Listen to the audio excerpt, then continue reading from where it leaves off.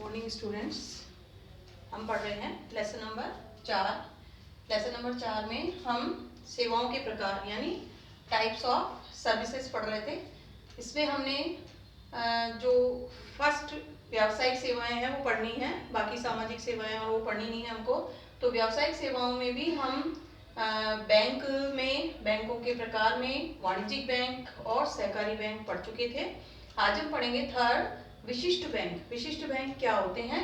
विशिष्ट बैंक ऐसे बैंक होते हैं जो किसी विशेष कार्य को करने के लिए बनाए जाते हैं, यानी स्पेशलाइज्ड बैंक। अब ये विशेष बैंक या स्पेशलाइज्ड बैंक किस लिए बनाए गए हैं?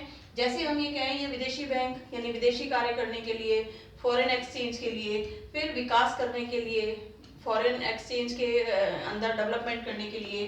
इसके बाद आयात निर्यात, हमको ये पता है कि हर देश जो है आयात भी करता है, निर्यात भी करता है, यानी एक्सपोर्ट इंपोर्ट करता है। तो आयात निर्यात में जो है विदेशी मुद्रा की आवश्यकता पड़ती है।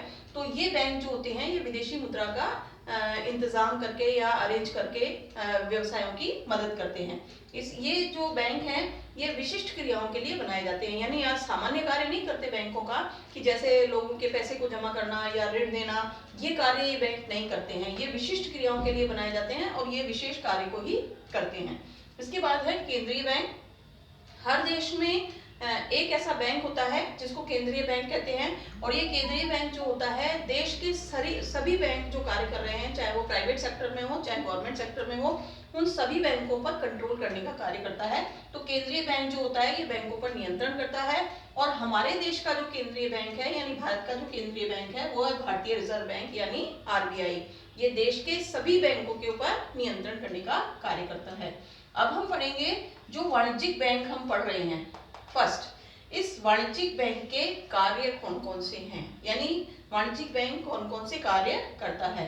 तो नंबर 1, इसमें जमाएं स्वीकार करना यानी एक्सेप्टेंस ऑफ डिपॉजिट। सबसे पहला काम इनका होता है कि जनता जो भी अपनी बचत है वो बैंकों में जमा कराना चाहती है, तो ये बैंकों में जनता की बचत को जमा करने का कार्य करता है। तो जो जमा करने का कार्य करता है वो अलग अलग प्रकार के खातों के माध्यम से करता है। तो कौन कौन से खाते हैं? जैसे चालू खाता है। चालू खाता व्यापारी के लिए बहुत इंपॉर्टेंट खाता होता है, क्योंकि इस खाते पर कोई ब्याज नहीं दिया जाता बैंक के द्वारा, ना ही बैंक के द्वारा कोई इसके ऊपर जो है वो लिमिट होती है कि जो व्यापारी होते हैं वो दिन में कितनी भी बार बैंक में से पैसा निकलवा सकते हैं, जमा करा सकते हैं।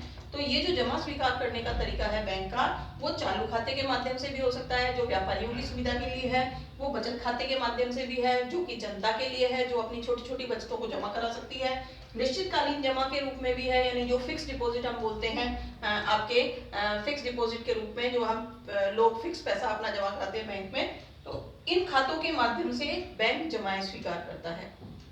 जो पैसा बैंकों के पास जमा के रूप में आता है बैंक उसको ऋण देने का कार्य करता है, यानी लोन के रूप में कार्य करता है। अब ये जो लोन देने का कार्य करता है ये ऋण और अग्रिम के रूप में देता है, फिर आपके अधिविकर्ष के रूप में देता है। ऋण और अग्रिम मतलब जो बिजनेस करने वाले लोग हैं वो इस बैंक से ऋण के रूप में पैसा ले सकते हैं। अधिविकर्ष की सुविधा जो होती है वो भी व्यापारियों को दी जाती है। आपको पता होना चाहिए कि मान लीजिए व्यापारी का 10,000 रुपया बैंक में जमा है, लेकिन व्यापारी को आज ही 20,000 का चेक जो है वो क्लियर करवाना है, तो बैंक उनके अकाउंट में 10,000 होने के बाद भी उनका 20,000 का चेक क्लियर कर देता है। और जब व्यापारी अगली बार पैसा जमा कराता है तो बैंक उसके खाते में से, उसके पैसे में से 10,000 काट लेता है। ये सुविधा जो होती है ये अधिविकर्ष की सुविधा कहलाती है। तो जो बैंक ऋण देने का कार्य कर रहा है वो ऋण एवं अग्रिम, अधिविकर्ष या नकद ऋण, कैश में जो ऋण दिया जा रहा है, ठीक है। इसके बाद है आपके चेक की सुविधा। हम सुनते हैं कि बैंकों में चेक के माध्यम से भी पेमेंट किया जा सकता है। तो जो चेक हैं वो 2 प्रकार के होते हैं, वाहक चेक और रेखांकित चेक। अब ये दोनों चेक कैसे होते हैं? वाहक चेक जो होता है वो सिंपल चेक होता है जिसको हम भर के साइन करके बैंक की खिड़की पर जाकर के यानी बैंक जाकर के इस चेक का पेमेंट कैश ले सकते हैं, यानी इस चेक का पेमेंट हमको तुरंत मिल जाता है। लेकिन जो रेखांकित चेक होता है वो क्रॉस बना हुआ होता है।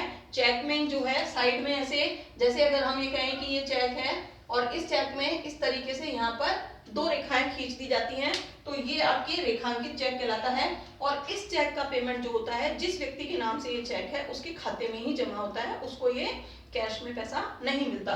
तो जो चेक सुविधा है वो बैंक दो प्रकार के चेकों के माध्यम से देता है, वाहक चेक और रेखांकित चेक। इसके बाद है धन का हस्तांतरण। अब बैंक जो है मनी ट्रांसफर का काम भी करता है, एक व्यक्ति के खाते में से दूसरे व्यक्ति के खाते में मनी ट्रांसफर। आजकल तो ये बहुत ज्यादा हो चुका है, ऑनलाइन बैंकिंग ट्रांजेक्शन होने लगे हैं, किसी के भी खाते में से हम किसी के भी खाते में पैसा भेज सकते हैं।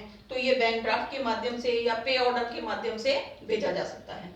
इसके बाद है सहयोगी सेवाएं, यानी बैंक इन क्रियाओं के अलावा भी बहुत सारे ऐसे कार्य कर रहा है जो सहयोगी सेवाओं के रूप में देखी जा सकती हैं।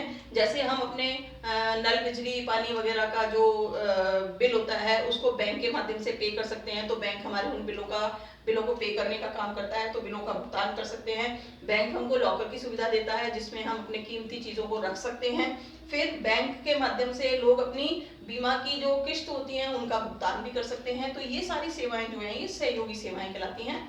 तो बैंक जो वाणिज्यिक बैंक हैं ये उनके 5 कार्य थे, ये पांचों कार्यों को बैंक अपने माध्यम से करता है। यानी ये वाणिज्यिक बैंक जो है वो प्योरली बिजनेस करने वाले लोगों के लिए बनाए गए हैं, जिनको इन पांचों मतलब कार्यों के माध्यम से सुविधाएं दी जाती हैं।